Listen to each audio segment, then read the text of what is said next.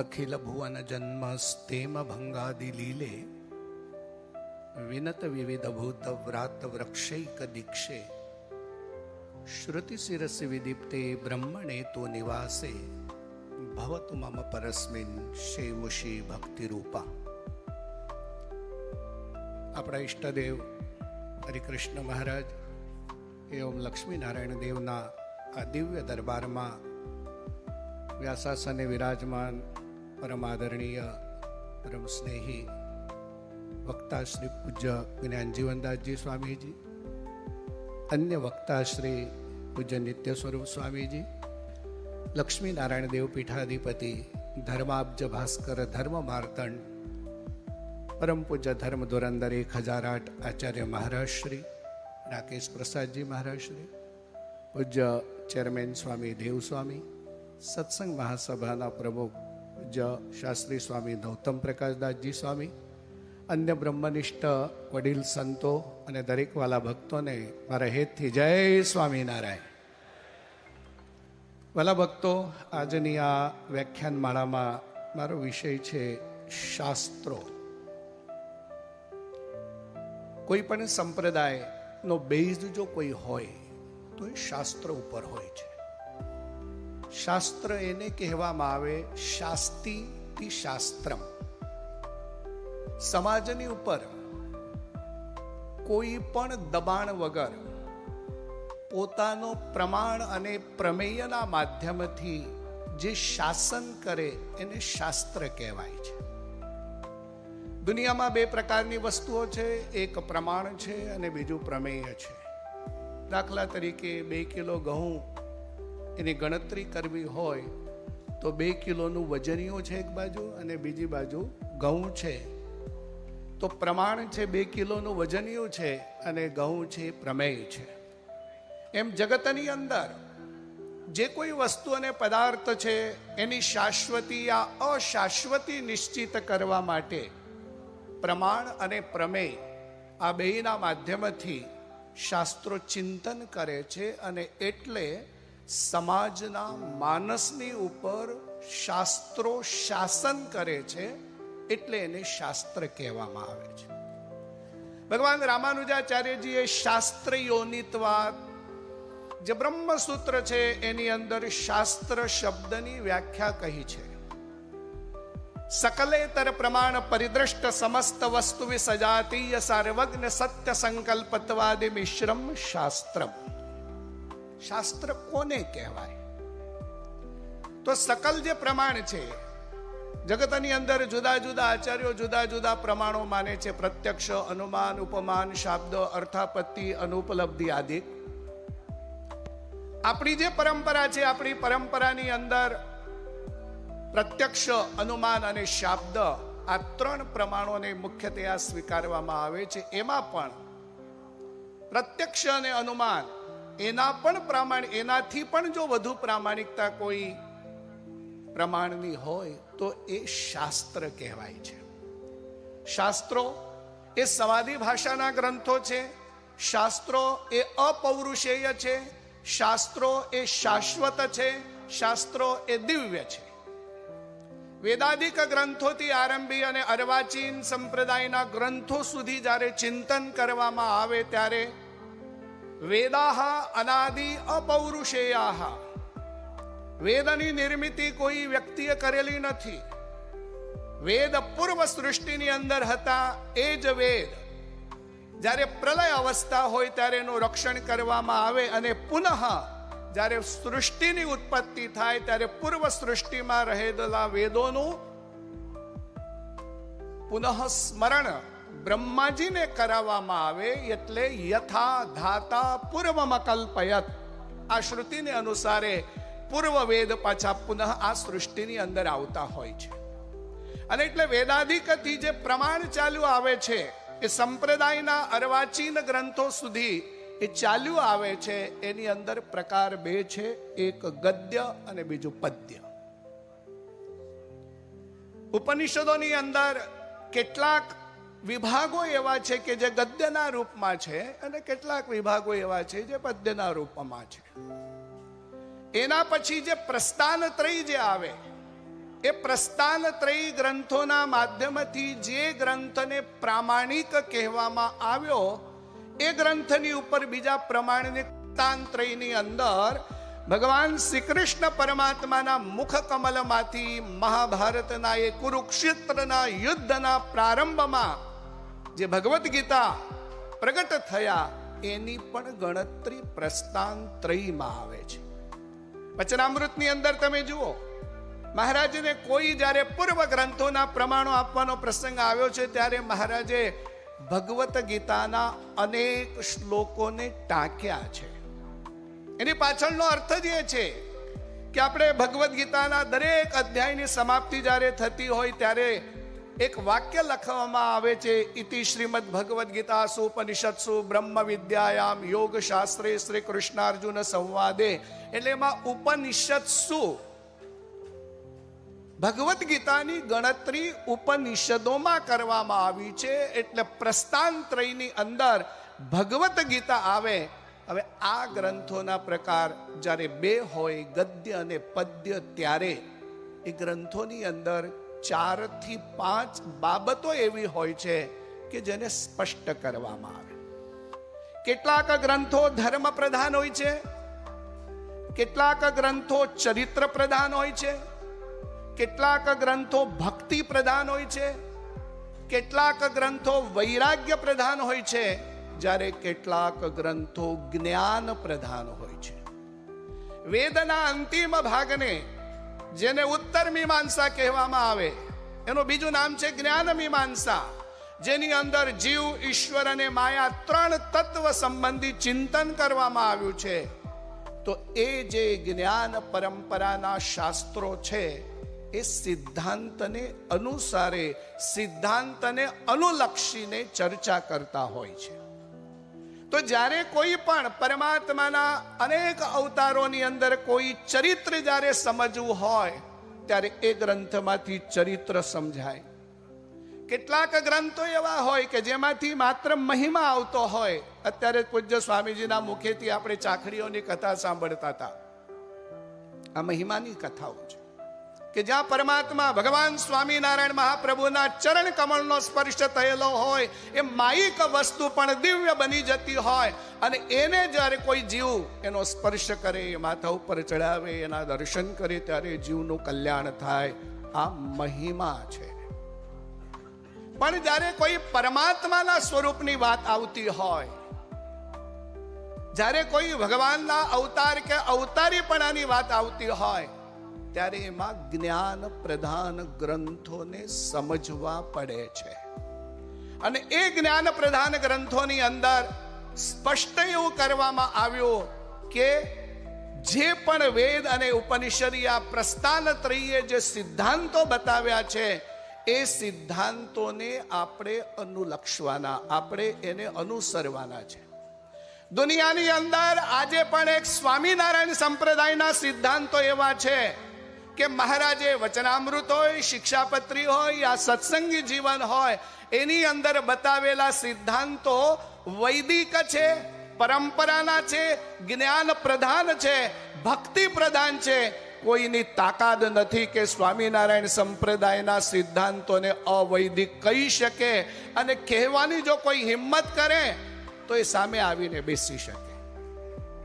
આપણા સિદ્ધાંતો ભગવાન સ્વામિનારાયણ મહાપ્રભુ એટલા સ્પષ્ટ અને શુદ્ધ બતાવ્યા છે કે જ્યાં મેથેમેટિક્સની અંદર 1 + 1 = 2, પછી એમાં કોઈ ફરક નથી પડતો. પછી રાત્રે કરો, દિવસે કરો, અહીંયા કરો, અમેરિકામાં કરો, લંડનમાં કરો, ઓસ્ટ્રેલિયામાં કરો, ગમે ત્યાં કરો, એમાં ક્યાંય ફરક નથી પડતો. એમ સંપ્રદાયના જે સિદ્ધાંતો છે એ સિદ્ધાંતો જ છે. અને સિદ્ધાંત એને જ કહેવાય કે જેમાં ક્યારેય પણ પરિવર્તન આવતું નથી. જે સંપ્રદાયના સંસ્થાપક હોય, એમાં ભગવાન સ્વામિનારાયણ મહાપ્રભુએ જે સંપ્રદાયની સ્થાપના કરી, આ સંપ્રદાયની અંદર શિક્ષાપત્રી જેવા લઘુ ગ્રંથ આપ્યો આપણને, જેની અંદર 350 શાસ્ત્રોનો સાર લખ્યો. બહુ સમજવા જેવી બાબત છે. 350 શાસ્ત્રોનો સાર 212 શ્લોકની અંદર લખ્યો અને 212 શ્લોકનો સાર સ્વામિનારાયણ ભગવાને આ ગ્રંથનું જે નામાકરણ કર્યું શિક્ષાપત્રી એની અંદર મૂક્યો. આપણી સાચી ધરોહર, આપણી સાચી પરંપરા આ છે. શિથિલયતી ચ કર્માણિ ક્ષાલયતી કુવાસના પવિત્રયતી ચાત્માનમ ત્રિન તાપાન વિનિહંત્રી ચ. શિક્ષાપત્રીમાં કેટલા વર્ણ છે?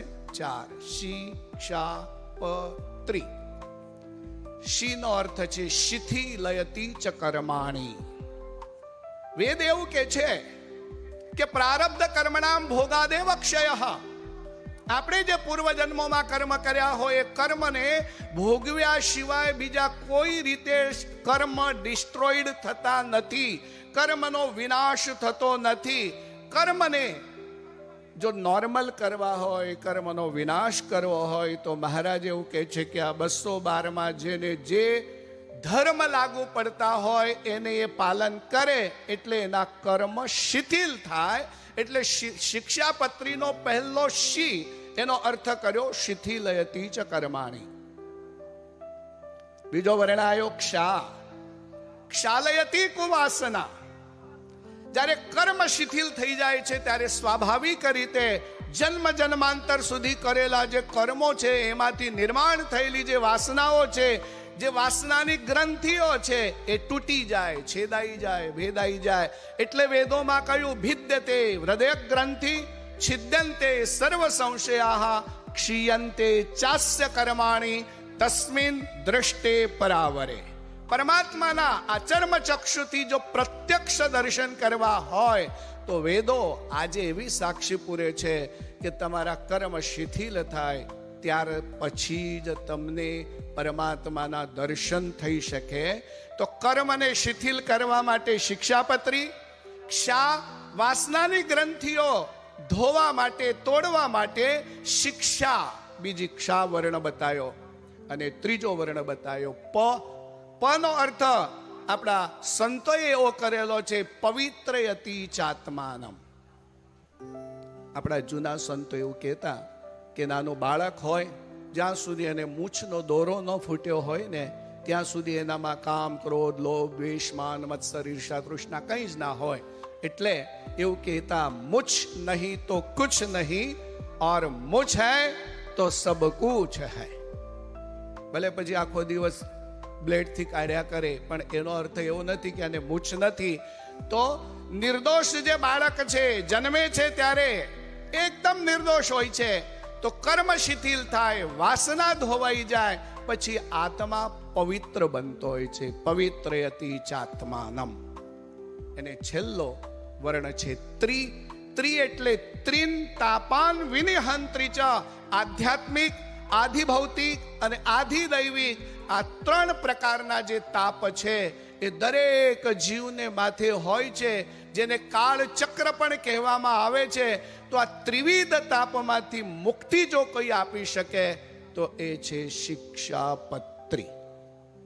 વાલા ભક્તો, આવો અદ્ભુત જ્યારે ભગવાન સ્વામિનારાયણ મહાપ્રભુએ શિક્ષાપત્રી જેવો ગ્રંથ આપ્યો, એના પછી જ્યારે આપણે આગળ જઈએ ત્યારે વચનામૃત તરફ નજર કરો. વચનામૃત ભલે ગુજરાતી ભાષાનો ગદ્ય ગ્રંથ છે. ઘણા એવું માનતા હોય છે કે વચનામૃતને સમજવું બહુ સરળ છે, પણ આ બહુ મોટી ભૂલ છે. વચનામૃતના પાને પાને વેદ અને ઉપનિષદોના સિદ્ધાંતો મહારાજે સંતોના માધ્યમથી, હરિભક્તોના માધ્યમથી, આ પોતાના દ્વારા રજૂ કરવામાં આવેલા કૃપા વાક્યોના માધ્યમથી એવા સિદ્ધાંતો મૂક્યા છે કે વેદાદિકનું અધ્યયન કર્યું હોય ને તો વચનામૃત સમજાય, નહીં તો વચનામૃતના જગતમાં અવળા અર્થ કરનારા ઘણા બધા મળે. પણ ધર્મ એનું નામ છે કે જે શાસ્ત્ર પ્રતિપાદિત હોય. શ્રુતિ સ્મૃત્યુદિતમ ધર્મ. તો શ્રુતિ અને સ્મૃતિએ પ્રતિપાદન જે કર્યું હોય એનું નામ ધર્મ છે. એ જ રીતે શાસ્ત્ર એને કહેવામાં આવે છે કે જે આર્ષ દ્રષ્ટા ઋષિઓએ બતાવ્યા હોય, જે પરમાત્માના અવતારો દ્વારા પ્રગટ કરવામાં આવ્યા હોય, જે સ્વયં ઋષિ મહર્ષિઓ દ્વારા, જે ત્રિકાળ જ્ઞાનીઓ એના માધ્યમથી બતાવવામાં આવ્યા હોય, એવા ગ્રંથો જ પ્રામાણિક હોય છે.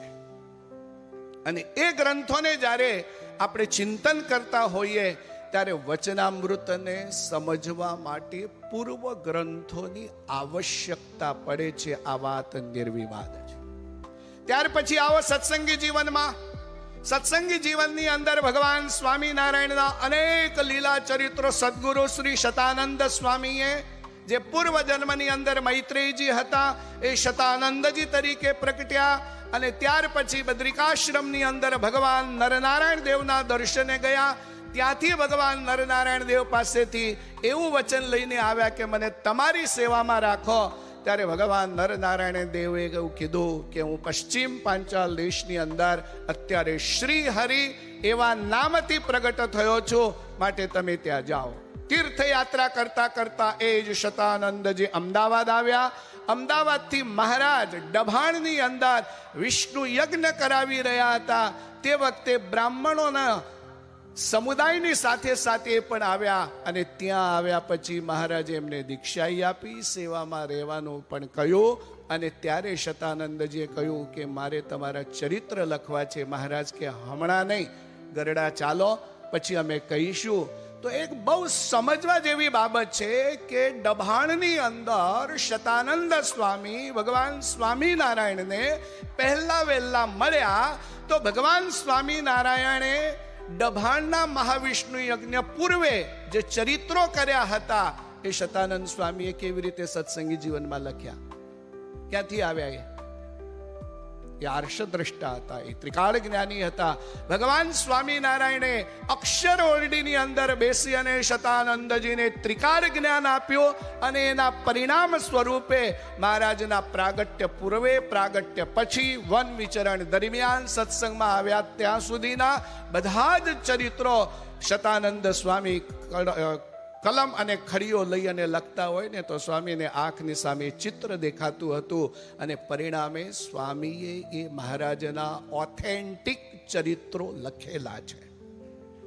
તો હું ચોક્કસ એની ઉપર ભાર આપીશ કે આપણે ગમે ત્યારે પ્રામાણિક ગ્રંથોના માધ્યમથી જ્ઞાન અને ઉપાસના આ બંનેનો જ્યારે શુદ્ધ માર્ગ પકડીએ ત્યારે દુનિયામાં કોઈની તાકાત નથી કે આપણને કોઈ આંગળી ચીંધે. ક્યારેક જો કોઈ આપણને આંગળી ચીંધતો હોય તો સમજી લેવાનું કે આપણા મસાલામાં ક્યાંક ખામી છે. પણ ભગવાન સ્વામિનારાયણે વિષ્ણુ શિવો ગણપતિ પાર્વતી ચ દિવાકર એતા પૂજ્યતયા માન્યા દેવતા પંચમામ કહી અમારા આશ્રિતોએ વિષ્ણુ શિવ ગણપતિ પાર્વતી અને સૂર્યનારાયણ અને બહુ આદરથી માનવા. આ એક જ શ્લોક સ્વામિનારાયણ સંપ્રદાયને વૈદિક સિદ્ધાંતોની સાથે જોઈન કરે છે. એટલું જ નહીં, આવા તો હજારો મંત્ર અને હજારો પ્રસંગો છે. પણ ઘણી વખત માણસનું અજ્ઞાન જ્યારે પ્રગટ થતું હોય ને ત્યારે ત્યાં સુધી એ પહોંચી શકતો નથી. ભગવાન સ્વામિનારાયણે વચનામૃતમાં ઘણી વાર એવું કહ્યું છે કે આજે તો અમારે તમને અધ્યાત્મ વાર્તા કહેવી છે, સમજવી બહુ અઘરી છે, પણ કયા વગર ચાલતું નથી. એનો મતલબ આત્માનમ અધિકૃત્ય જાયમાના યા ક્રિયા સા આધ્યાત્મિકી, આત્માને લક્ષ્યમાં રાખી જેને આપણે આત્યંતિક કલ્યાણ કહીએ છીએ, એના માટે જો કોઈ પણ શાસ્ત્ર પ્રામાણિક હોય તો એ અનાદિ અપૌરુષ અને ભગવદ્ ગીતા હોય અથવા તો વચનામૃત હોય, શિક્ષાપત્રી હોય, સત્સંગી જીવન હોય, આ ગ્રંથો ઓથેન્ટિક ગ્રંથો છે. જ્યારે એ ગ્રંથોના માધ્યમથી ચર્ચા કરવામાં આવે ત્યારે કોઈ એને બીટ ન કરી શકે. બાકી મહિમાના ગ્રંથો, ચરિત્રોના ગ્રંથો અથવા તો કોઈ હિસ્ટ્રી બતાવનારા જે ગ્રંથો છે એમાં ક્યાંક 19-20 થતું હોય એ તો કવિઓને, એ શાસ્ત્ર રચયિતાઓને, સાહિત્યકારોએ એટલી છૂટ આપી છે કે શબ્દને તોડી પણ શકે, શબ્દને મરોડી પણ શકે, શબ્દને દીર્ઘ પણ કરી શકે, શબ્દને રસ્વ પણ કરી શકે છે. એટલે પદ્ય ગ્રંથો હોય અથવા તો અર્વાચીન જે ગ્રંથો હોય એ બધા જ ગ્રંથો જ્યારે આપણે ચિંતન કરતા હોઈએ ત્યારે સિદ્ધાંતની જ્યારે વાત આવે ત્યારે આપણે ઓથેન્ટિક ગ્રંથોનો આધાર લઈએ. ચરિત્રો અથવા તો અન્ય જે કોઈ હિસ્ટ્રી હોય યા મહિમા હોય એના માટે તમે કોઈ પણ ગ્રંથના પ્રમાણ તમે લઈ શકો છો, એમાં કોઈ શંકાને સ્થાન નથી. અને ભગવાન સ્વામિનારાયણ મહાપ્રભુ એટલે જ સંતોને ભણાવતા. હું આજે ચોક્કસ કહીશ કે સ્વામિનારાયણ સંપ્રદાયની અંદર દક્ષિણ દેશની વડતાલની ગાદી અને એમાંય વર્તમાન પરમ પૂજ્ય ધર્મ ધુરંધર આચાર્ય મહારાજ શ્રી રાકેશ પ્રસાદજી મહારાજ, એમની સાથે હજારો સારા ભણેલા વિદ્વાન સંતો છે, જેની પ્રતીતિ તમે આ સવાર સાંજ કથા સાંભળો છો ને એના માધ્યમથી થઈ રહી છે. અને જે સંપ્રદાયની અંદર વિદ્વાન સંતો હોય, ભણેલા સંતો હોય, એ સંપ્રદાયને ક્યારે પણ કોઈ આંચ આવતી નથી. અને કદાચ આપણે ત્યાં કહેવત છે, કુત્તે ભસે હજાર ઓર હાથી ચલે બાજાર. સિદ્ધાંત ક્યારે પણ બ્રેક થતા નથી. અને એટલા માટે ભગવાન સ્વામિનારાયણે આપણને જે ધરોહર આપી છે, આપણને જે મિલકત આપી છે, આપણને જે ખજાનો આપ્યો છે, એ ખજાનાને આપણે સંભાળી રાખીએ. આપણા દરેક સત્સંગીના ઘરની અંદર શિક્ષાપત્રી માત્ર મૂકી રાખવા માટે ન હોવી જોઈએ. વચનામૃત માત્ર કબાટમાં મૂકી રાખવા માટે ન હોવું જોઈએ. સત્સંગી જીવનનો સેટ માત્ર શોકેસમાં ના હોવો જોઈએ. આ બધા જ ગ્રંથો દરરોજ આપણા વાંચન અને ચિંતનની અંદર જ્યારે આવે ને, ત્યારે ભગવાન સ્વામિનારાયણ એ શું હતા, એમણે શું કહ્યું, અને આ કળિયુગમાં જીવના કલ્યાણને અર્થે ભગવાન સ્વામિનારાયણે કેટલું સરળ બનાવી દીધું. એ મુક્તાનંદ સ્વામીની મુક્તાનંદ કહે મુક્તિ સુગમ કરી સીધી, આ શબ્દોના માધ્યમથી આપણે સમજી શકીએ છીએ. અને એટલે હું એ બાબતને ચોક્કસ ભાર આપવા પ્રયત્ન કરીશ કે આ ગ્રંથોનું અધ્યયન કરજો. ગોપાળાનંદ સ્વામીની વાતો હોય, અદ્ભુતાનંદ સ્વામીની વાતો હોય, સહજાનંદ સ્વામી ચરિત્રના 3-4 ભાગ હોય, એની અંદર મહારાજના ચરિત્રો, મહારાજનો મહિમા આ સમજવા માટે એ ઇનફ છે, પૂરતા છે. કદાચ એનાથી આગળ જાઓ તો પણ ચિંતા નથી.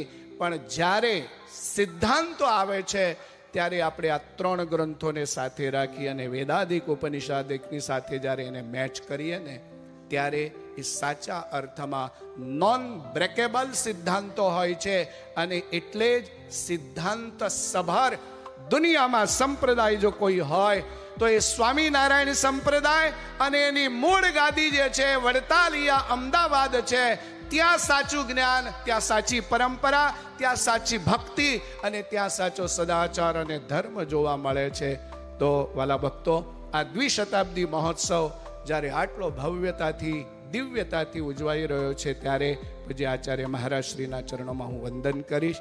અને બધા જ સંતો, પૂજ્ય ચેરમેન સ્વામી દેવ સ્વામી હોય, સંત સ્વામી હોય, પૂજ્ય નૌતમ સ્વામી હોય, અન્ય બધા સંતોનો જે સાથ અને સહકારથી આ સંપૂર્ણ આયોજન કર્યું છે, આ ખરેખર આપણા જીવનની અંદર એક સ્વીટ મેમરી, એક અવિસ્મરણીય આ જ્યારે આપણે થશે ને, ત્યારે આ જ ઉત્સવ અક્ષરધામનું દ્વાર ખોલશે આપણા માટે.